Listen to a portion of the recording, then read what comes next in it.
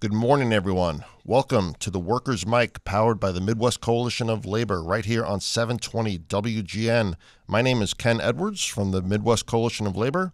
To my left is Ed Maher from the International Union of Operating Engineers, Local 150. Good morning, Ed. Good morning, Ken. Happy Sunday. Happy Sunday to you. How's things going? It's cold, but everything's going pretty good. Yeah, I missed you last week. We missed you. You were out on assignment. What did you bring back for us? Did you learn anything? I brought back a STD. I'm joking. I did not bring back an STD. I didn't bring back anything, actually. But what I did bring back was the fantastic news that you and Phil, the guy who sits in for either one of us when we're gone, it was the second highest, most listened to, I don't know how you would say this in radio parlance, show that the Workers' Mic has done so far. When you were gone, while you were out of town? Where were you for the first one? Were you here for that? I was here for that one, just for the record. I wouldn't read too much into it then, Ken. We're actually happy to have you back. Well, Phil will never be on again, just for the record. It's good having you, Phil. No, you guys did a good job, and it was really interesting. So we have a really cool show for you today. We are going to talk about a new law that was passed here in the state of Illinois, right? Right. Do you want to just lead off with that? Yeah, let's talk about it now. Yeah, so earlier this month, the State House of Representatives and Senate passed the Paid Leave for All Act. So what that means is, and it doesn't actually cover all workers, but it was the first law, and I think Illinois is the third state now that has a paid leave law for almost all workers, where as you work, you accrue paid leave, or your employer has to provide it for you. So this was passed by both chambers on January 10th. It hasn't been signed by the governor yet, but he's expected to sign it, of course.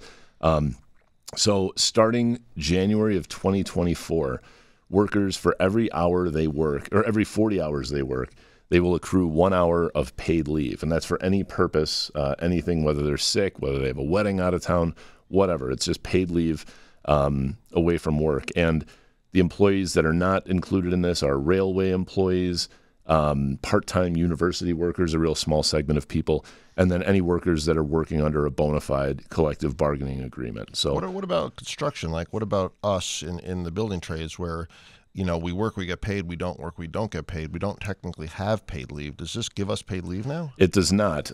For union workers that are working under a collective bargaining agreement, anybody working under a bona fide collective bargaining agreement is excluded from this because, in many professions it would conflict with existing policies and existing programs. And, in the building trades, if you don't work, you don't get paid. A lot of trades have vacation savings where you'll, for every hour you work, there will be an allocation that gets set aside, and you get paid out this, large sum of money every year to help pay for a vacation. But typically in the building trades, there is not paid vacation. And the wages are high enough in the building trades where, you can obviously save for the times that you're not working. Typically, yeah, that's correct. And I think it's worth noting that organized labor was instrumental in passing this. It's a historic bill. Like I said, it's only the third state in the country that has paid leave. But organized labor was instrumental in passing this. And the group of people that are carved out from it are anyone who's working under a collective bargaining agreement. So the unions are pushing this, even though not a single union member is going to benefit from it. Well, I think what really this says to me is that there are a lot of folks who don't know what unions do for ordinary workers. Right. Like, I'm not a member of a union. What are they doing to help me? Sure. Here's an example. If you work in a job where you've never had paid leave, at the end of 2024, you're going to have a week of paid leave. You're going to have up to 40 hours of paid leave. For anything you want. For anything you want. It doesn't have to be sick leave. It doesn't have to be a family medical emergency. It can be for any reason that you want. You will have up to a week's worth of paid leave from now on. Right. It's not paid sick leave. It's not paid vacation leave. It's just paid leave. Now, it's interesting. When you and I are talking about this, in the union land, of course, this is something that we take for granted. Right. So Absolutely. Where I come from, in representing public works guys, for example, we had quite a bit of paid leave, paid holidays, paid sick leave, paid personal days, obviously vacation. I once calculated the number just to mess around with my guys a little bit, And, somebody that's been there for 20 years literally would work about 9 months out of the year but get paid for 12. And that's a pretty a pretty shocking statistic. Right. Right? So I don't know if that is something that we want to publicize. I think you just did. I did publicize it, sorry. But we take paid leave for granted in union land because it's something that we demand, and it's something that we have demanded. And why should we take a day off because my kid got sick, or I have to take somebody, my mom to the hospital or something like that? I mean, you should have some time to yourself. Right. And it actually, a couple of years ago, one of the big accomplishments of the labor movement, this was pre-pandemic, was a bill that forced, and I think it was for the city of Chicago or maybe Cook County, but it was for predictive scheduling. Right. And people were like, well, what does that mean? And if you work at, say, a restaurant or a retail shop, and you've got a family and you have to figure out childcare for all that, it's hard to do if your schedule is different week by week, or you're working mornings one week, afternoons the next week. It makes it almost impossible to have a family and a job to support that family. So, right. And that was another thing that that it benefited a lot of people in restaurants, I remember. But it was another example of the labor movement just trying to bring in some basic protections for workers that maybe didn't have access to a collective bargaining agreement, but just trying to raise the standard for everybody. And once again, in union land, we take things like that for granted. So let's say we're working shift work. We bid those shifts based on seniority. Mm-hmm. For example, if I'm the most senior person and I want to work the 3 to 11 shift, I get to work the 3 to 11 shift because I've been here for quite some time. Does that make sense? Right. And so, again, something that we take for granted, but that most of the world doesn't have. And here, once again, is labor pushing for predictive scheduling so people can actually have a life, right? See their kids, see their husband, or wife. Or in whatever. November, when we had the couple of retail workers on, we had a gentleman from Trader Joe's, and he said the biggest issue, the main reason that they were pushing for a union was because managers dictated scheduling, and if the manager was having a bad day, or if he thought you looked at him funny, your schedule would be all screwed up, or you wouldn't have as many days, and so you couldn't even predict what your paycheck was going to look like. Or qualify for health insurance that month. Right. Or, people play games with hours all the time, right? And some places have, you have to work 32 hours a week to get benefits, and they'll work you 30. Right. And it's just, it's terrible. So folks who have these things, I think often do take them for granted, and people who don't really should have them. There's no reason not to. So I think this is a big deal, and someone who joins us in that opinion that this is a big deal is the Chicago Tribune. Wait, the Chicago Tribune? The Chicago Tribune. And while I thought they hated labor. They used to, but things have changed, and I want to give you a really interesting example of how they've changed on this.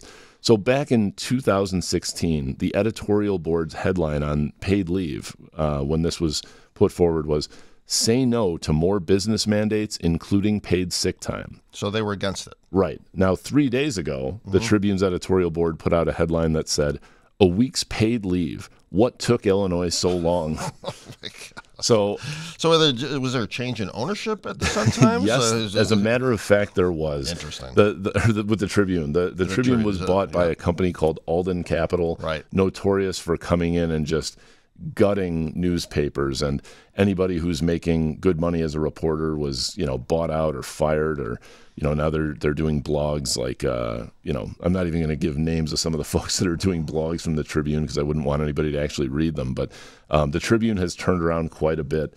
But they're actually, they've come around to the paid leave. And are they still owned by that same company? Yeah, Alden Capital. Yeah, but they completely just flip-flopped. Absolutely.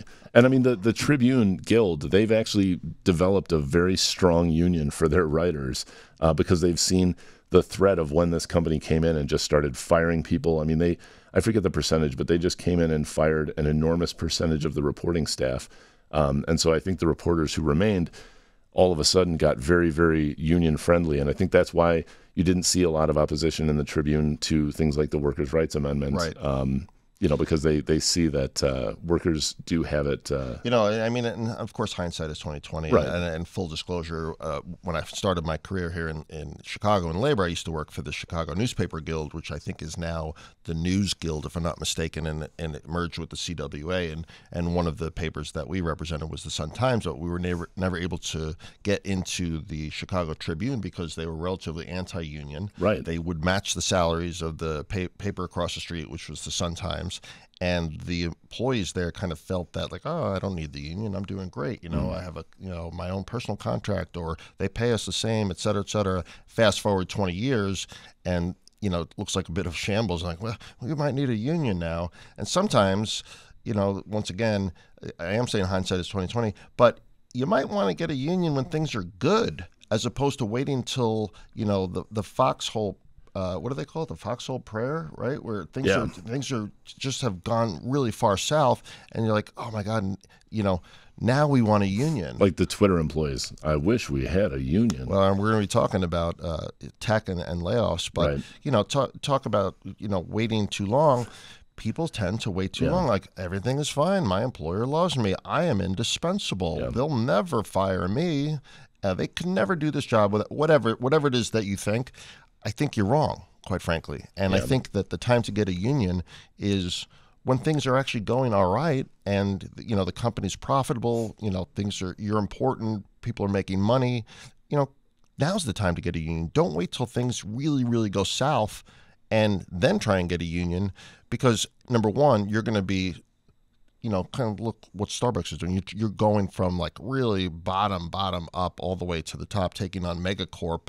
And you're trying to fix, 20 years of inequities and things that have gone south. And you look at the union like, hey, we need to fix the past 20 years. Right. That's very difficult to do.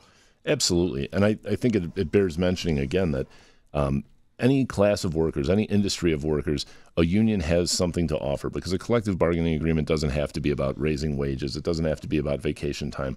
One of the most important things that it has is the just cause. For sure. Absolutely. Where you can't be terminated for no reason. I mean, every industry operates differently, and that's why there are unions that represent different industries, like why teachers' unions don't represent the police.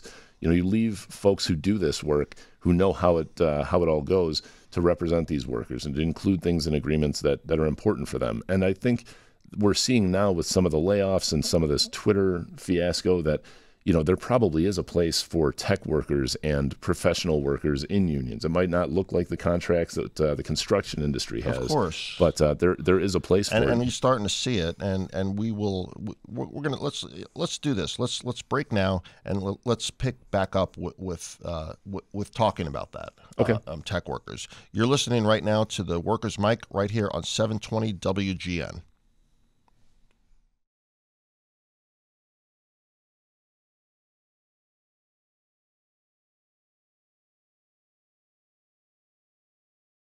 Welcome back, everyone, to the Workers' Mic right here on 720 WGN. I'm Ken. He's Ed. And we are going to pick back up with talking about some tech workers and some layoffs. But before we do that, Ed. Yeah, last week we had a little segment right out the window. You can see the lake here. And our one of our videographers, who's working so hard to put this show on YouTube, which I should also mention, once this broadcast is over, this show will be available where you can watch us live on YouTube if you just search for The Workers' Mic by MCL, and that's Mike, M-I-C. We have what, 23 subscribers already? I mean, that's several more than last week, so that's good news. I mean, on our way to the top. But one of our videographers, Louis Alcade, which we lovingly know as Louis, he looks out the window at the break wall on Lake Michigan and sees the waves. So he's going to give us a surf report. Louis, what's the Chicago Lake Michigan surf report? They're pretty choppy, pretty tubular out there. All right, they're pretty choppy. So I think if you're surfing today, you're taking your life in your own hands. So that's the surf report. You only get that here on WGN. Thanks again, Louis. We'll see you next week. Thank you. Back to you, Ed. Back to you, Ed. By the way, once Louis actually went to look out the window and smashed his face on the glass. The window cleaners are really good. Yeah, you can still see the mark. They do a great job. On Louis' head, by the way. So, So we were talking in the last segment about tech workers. yeah, so tech workers, right? They, like, and you said, like, everybody's like, oh my God, my job is indispensable. I'm very important. I'm Gen Z, and I got this job at Google, and whatever. I'm making a killing, and I have an apartment, and blah blah blah. And all of a sudden now, like any other company, it comes home to roost. And over the past year, there have been 200,000 layoffs in tech. Right. 200,000, right? Yeah, I mean, in some of these economic reports that are recently coming out, they're saying that unemployment is low aside from the tech industry. The tech industry is driving a lot of this perception that the economy is doing bad when in reality it's not. So I was reading up on this, and there's a guy named Jeffrey Pfeffer. I'm sure I'm going to butcher his name. He's a professor at Stanford Grad School of Business, right? Obviously got to be a smart guy. And he said... Jeff Pfeffer. What did Jeff Pfeffer say? Jeff Pfeffer said that so-and-so was quoted as saying something to the effect of, thinking is hard work, which is why most managers don't do it. I like it. Which I thought was funny, and said that basically layoffs in this regard don't do anything for the bottom line. They don't help it. They don't hurt it. All they do is, basically damage the people that are getting laid off, and that they have one complete concrete effect. And you know what that effect is? That layoffs literally kill people by increasing the risk that somebody will die by suicide and levering up their stress, not only amongst the people that have been laid off, but the people that are picking up the work of the laid off folks, that it actually reduces productivity. That's what this guy found. And I don't understand. This doesn't make sense to me. If you're a Google or an Amazon, and I'm not talking, by the way, about the workers in the warehouses that are actually moving boxes and shipping things and delivering things. I'm talking about, I'm not even sure what these people do for a living, to be honest with you. I don't know what the tech world involves. I mean, sitting in front of I'm I probably shouldn't even guess, but I would assume it's the engineers, the software engineers who maybe write code or deal with customers. I don't understand how one day you can say I need 100,000 employees, and the day after that you can say, you know what, I think I'm going to cut 20% of that workforce, and I only need 80,000 now. Where does the work go? Well, I think what we saw with Twitter was people were fired if they were not willing to work 20 hours a day and sleep in a cot in the office. So it wasn't even about talent or quality or what program or project or product you were working on. It was, how hard are you willing to work? How much of your life are you willing to give up in order to stay here? And it's got to be difficult, because I would imagine that jobs like programming and software and computer engineering, it's got to be really hard to quantify talent. I think that's right. And also, let me ask you this. If you're, and I don't know the answer to this, but if you're writing code and you're writing things that make the company more efficient, for example, in some ways, are you writing yourself out of a job? Like, if I'm writing a code that says, instead of having a call center with 50 people, I can have a call center with 2 people, am I literally like writing the code that's going to take us all out of work? I think that there's definitely an argument to be made for that.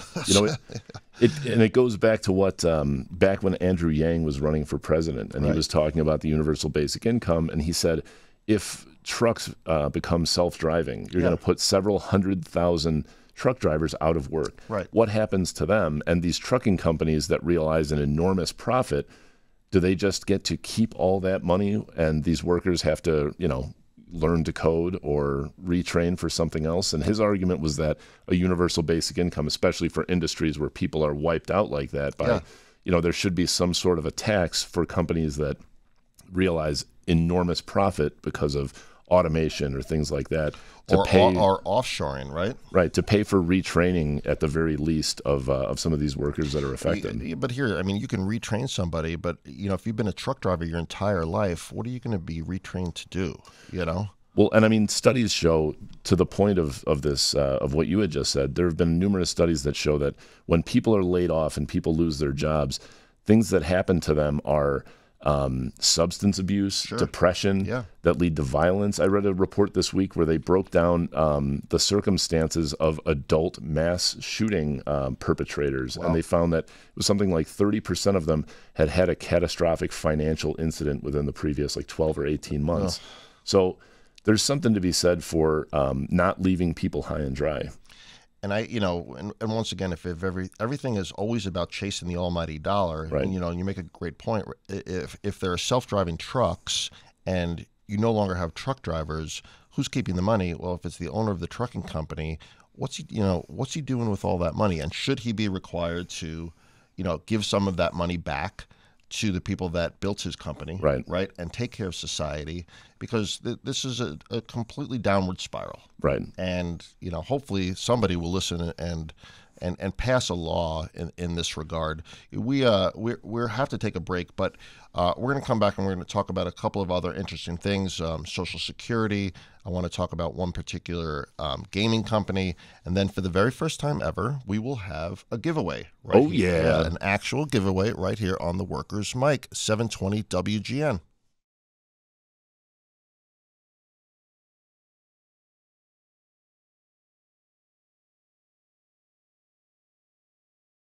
All right, welcome back, everybody, to the Workers' Mic right here on 720 WGN. I'm Ed Maher with the International Union of Operating Engineers. I'm Ken Edwards with the Midwest Coalition of Labor. And thanks for sticking around with us. We have another great segment. Ken, I think you were talking a little bit before about tech workers, and there was some interesting news you were telling me about video games. Yeah, so we had talked about this a few weeks ago, that Microsoft, which owns Activision, I believe is what it's called, and they voluntarily recognized several of their gaming component workers unions, and they're currently negotiating their first contracts. And I thought that was pretty cool. Yeah. Right? Here's a giant tech company that decides not to bring in union busters and not to bust the union and not to convince these workers not to join. They said, hey, if you want to join. And now they're going towards their first contract. So I think the gaming industry is a place where people are starting to organize. And Right. These are tech workers that I think kind of got it and realized, wait a second, we're making these companies money hand over fist. Video games are extremely popular, right? Right. And so they organized. But one of the companies that was, I think it's under the auspices of Microsoft as well, is called Proletariat. Okay, that's a fitting company name for Proletariat, right? So the workers of the Proletariat company formed a union. And to clarify, this is sort of it harkens back to Karl Marx, who classified the two classes as the bourgeoisie and the proletariat. Proletariats are workers, bourgeoisie are sort of the ruling class. That's exactly right. The proletariat are the people that actually do the work, and the bourgeoisie own the capital, right? They don't make anything. They simply own the means of production, and for all intents and purposes, they own the workers, or at least they did. So a video game company called Proletariat, it would make sense that they would organize, right? Yeah, that's right. So did they give them voluntary recognition like the rest of Microsoft? No. They made them go to an election. So these guys signed cards, said, hey, we want to join the union. And Proletariat said, well, everybody deserves a free and fair election, and therefore you have to go to an election. Mm-hmm. And of course, what do they do between the time that they have the election and the time that the vote happens? No, they didn't. They union bust. You gotta be kidding me. Proletariat hired union busters. I don't even think they hired union busters. They just had the company owner come and tell these workers why they shouldn't join a union. So here's the head of Proletariat. When they named this company, did they just look for a cool sounding name? I think that's, well, look, it's like that Collective Oak Coffee. Yeah. It's in the name, for Christ's sakes. It's like if I own unioncompany.com and I decided to union bust. And it just seems anyway. So trolling in real life. So what happened here was the Communication Workers of America, which is the one that was organizing that particular union, I think they lost support, and they never actually went to the election itself. So you know how we were talking about over the past couple of weeks where you go to an election, you win, but only 30% of them result in first contracts. Mm-hmm. There's another stat out there, and I don't know what that stat is, but I'm going to look it up, as to how many petitions are filed and then actually withdrawn, because during the time between the time of the election and the time they filed, companies are union busting. Right. Right. So people are losing They back support. out. They lose interest. Some people get fired. People get scared. So I'd like to see the statistic on that as well. And I think that's a reason that a lot of effective organizing, when you're going out and collecting cards from workers before filing to have an election, you need 50% plus one of all the workers in the election to vote for a union for it to be certified. Yes. But when you're collecting cards, you don't call for an election when you get 50% plus one. You need to get 80, 90% because inevitably there will be people that drop off. That's right. Yeah, when I organized for a living, obviously we would not go in unless we had 80+% of the cards. And, if you're dealing with a group of 100 plus, 200, whatever the amount is, it's okay to lose a couple of folks. But if you're dealing with a group of 10 or 20 employees, that 2 or 3, 4 or 5 guys are going to make a difference. For sure. Right? And if you're bargaining for a contract and you're asking for things and taking a hard position, and the employer knows that half of the workers are not behind you, they just divide and conquer. But if they know that 9 out of 10 workers are all for this, they know that they have to actually sit down at the table and negotiate. I always used to say that I would rather lose the election by one than win it by one, because getting a contract was an absolute nightmare, because exactly what you said, the employer would say, I'd make a proposal across the table and say, why should we agree to this? Half the people don't want it. That's a good point. Yeah. So anyway, that wasn't great. We are going to switch topics now. And I want to talk about something that you brought up, Ed, and that is, Social Security. Oh, absolutely. And what's going on with Social Security. And for those of you, obviously, that, everybody knows what Social Security is. It's your benefit when you retire, right? It pays you for the rest of your life based on the amount of hours that you've worked and how much money you've put into it. It is not an entitlement. It is something that you earned. Period. The end. I'm tired of people calling these entitlement programs. Right. We're not entitled to anything. We earn that money. We literally paid into Social Security our entire lives. We paid into Medicare our entire lives. Look at your paychecks. You'll see a deduction for Social Security and Medicare. Period. The end. That's it. So they're not entitlements. You earned it. And what's going on right now with Social Security? So, as we saw a couple of weeks ago, there was a really contentious fight for the House speakership in Washington. Yes. And the Republicans are in power in the House, and there's a big, power struggle among that party. Also, we hit the debt ceiling last week, so there are going to be some huge negotiations to try to get that debt ceiling raised so that we can keep the economy going and not default. So defaulting on the economy, as we all know, would be catastrophic. So it's a pretty good leverage point. Anybody who would use it doesn't have the best interests of the United States in mind, I don't think. But what they're doing is they're saying that they have come out over the past week, and there are sources that were reported in the Washington Post and the New York Times as saying that Republican lawmakers are planning to use Social Security and Medicare as a bargaining chip in this debt ceiling fight. And what they want to do, according to some sources, is push back Social Security age from, I think it's 67 right now, and they would push it back to 70, and then they would reduce funding for Medicare. So doctors who see Medicare patients wouldn't get paid, the full amount, and they haven't been paid the full amount. I think they get paid 30% of whatever it is. And that would go down even further. So what does it mean for retired people that are on Medicare? More doctors are going to say, I'm not seeing Medicare patients any longer. So why is this happening? Once again, I'd like to go back, and this is sort of a cycle that happens whenever party shifts take place in the executive branch, and that is in 2016 or 2017, when Donald Trump took office, he passed a tax cut package, right? And that tax package was scheduled to cost the economy or reduce revenue in the economy to the tunes of trillions of dollars over the next 10 years. And where'd that money go?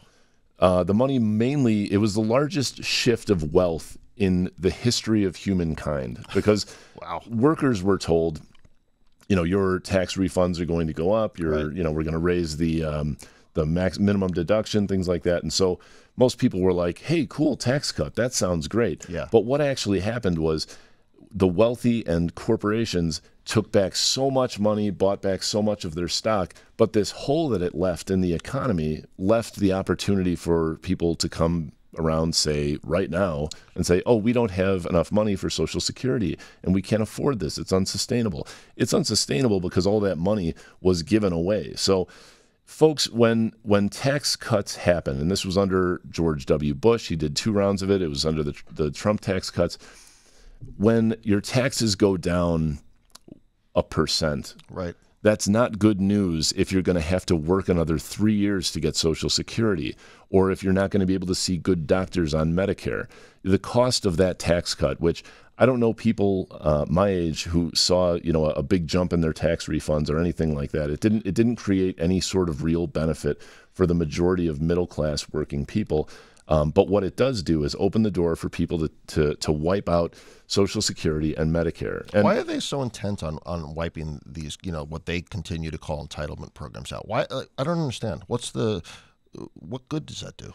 I don't know what specific legitimate reason someone could have, but there is a power struggle right now within the Republican Party where there are people who want to reform these programs to save them and make them sustainable. Right. And then there are people who want to destroy them. They want to change the regulations in order to run these programs into the ground, privatize Social Security into investment accounts that are subject to, fees from, your various brokers Sure. and stuff like that, because those folks make a ton of money. And that's why pensions are always talked about being shifted over to 401ks, because the investment managers that would oversee those 401ks would make a tremendous amount of money off these multi-billion-dollar pension Can you funds. So imagine, it's though, all like, about the almighty dollar. You're working once now, again. and it's always about the almighty dollar. You're working now, and then all of a sudden that you have to, they continue to move the goalpost and go, okay, it was 67, now you're going to have to work till you're 70. Right. I mean, I think, if I'm not mistaken, the average age of death in the building trades in our area is about 78 years old. So if you're working until you're 70 years old, you literally have 8 years left of your life after having worked your entire life. And those 8 years, I hate to say it, but they might not be the best of your 8 years because you're probably, sick or decrepit or your hip hurts or whatever, So why not take the opposite direction? It's like, hey, let's lower the age of retirement so people can actually enjoy some of their golden years, you know? But what's happening here is they're saying, we want you to work longer, we want you to have worse health care, and we want you to have less money when you retire.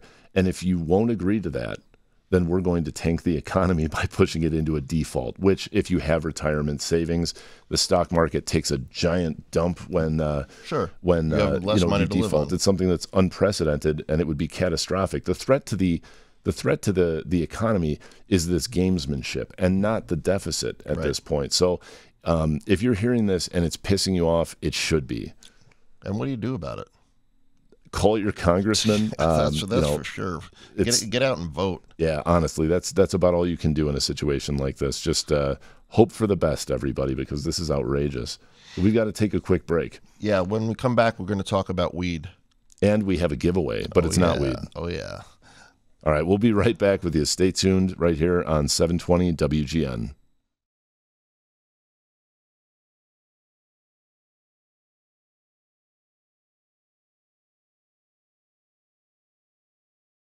Welcome back to the Workers' Mic, everyone. Right here on 720 WGN. I'm Ken. I'm Ed. What's up, Ed? What's happening, Ken? So we said we're going to talk about cannabis workers, and we are. In Illinois and many states throughout the country, it seems that weed has become legal. Yeah, Wacky Tobacco is making a comeback. Yeah, can you believe that?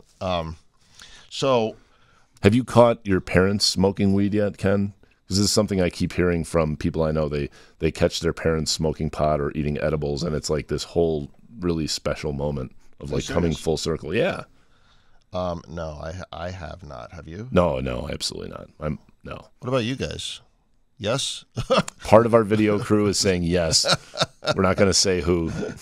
Anyway, but, you think it's like, oh, it's funny, weed workers, whatever. Right. But I started to actually read about it, and guess what? It's not an easy job. It's not like you're growing weed in your living room and, or ditch weed or in your backyard. It's actually math and science and physics and chemistry and boilers and heaters and HVAC and electricity. I mean, there are now programs, I guess, that you can take to learn about, I think they call it cultivation, but I think it's no different than if you were a cultivator of, a plant or something else.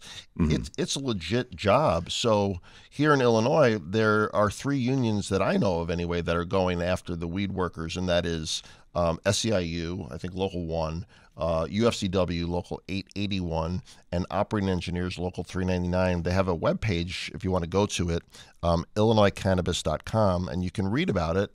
Some of the marijuana workers have already gotten contracts. Yeah, I remember hearing some groups, I couldn't remember if it was in Illinois, but forming unions. And as you said, I mean, think about it. The facilities where they do this, the amount of electricity that you're using for the lights, for the watering systems, whatever, being able to do that efficiently makes your company more efficient and profitable. And then, I mean, cannabis is sold based on, percentage of what's in it. And, potency, as we know, is always a very important thing for cannabis users. So being able to have folks who know how to grow this and how to do this properly to, result in a predictable product. This is not a job for dummies. This is a very, very sophisticated industry. Yeah, there's no question about it. And I read something that one of the workers said, and they said, look, we're tired of being treated as if this is an entry-level part-time job that I should do for a little bit and then go get a real job. Right. She said, I think that this is a real job, and it's something that I want to devote my career to. And why not? I mean, it's like any other kind of botany, if you will, but it also has a lot to do with, like I said, math, science. You're running the boilers and heaters and HVAC, and it's almost. And these companies are extremely profitable. Holy moly! Yeah, are they you want to talk profitable. about the most profitable botany that I can think of. Everybody, look, the world has been waiting for this for a really, really long time. The amount of people that are doing it, the amount of tax dollars that it's bringing in, these workers have to be treated as a part of, a part of the solution that they are actually delivering to local budgets. I really picked a bad time to stop smoking pot. I haven't smoked pot in a really long time. I believe you. I really believe that. And speaking of weed, we have a giveaway. But Speaking of weed. No, it's got nothing to do with weed. Okay. But we have our first giveaway, and here's what it is. It is a $100 gift certificate to Bass Pro Shops. Oh, I see everybody wearing the hats. That's a pretty popular thing. Yeah, people love it. I think you can use it at Cabela's as well. I think that's right. I think they're owned at the same. And they have a motto. It's like bass, grass, or ass, nobody rides for free. Isn't that their motto? Yeah, if you're hitchhiking, make sure you have a bass handy. So here's going to be how we're going to do this. Find us on Facebook. Find us on YouTube. Find us on Instagram, right? All you have to do is just Google the Workers Mic Instagram or the Workers Mic Facebook or the Workers Mic YouTube or whatever it is, and drop a comment on there. Not that it doesn't have to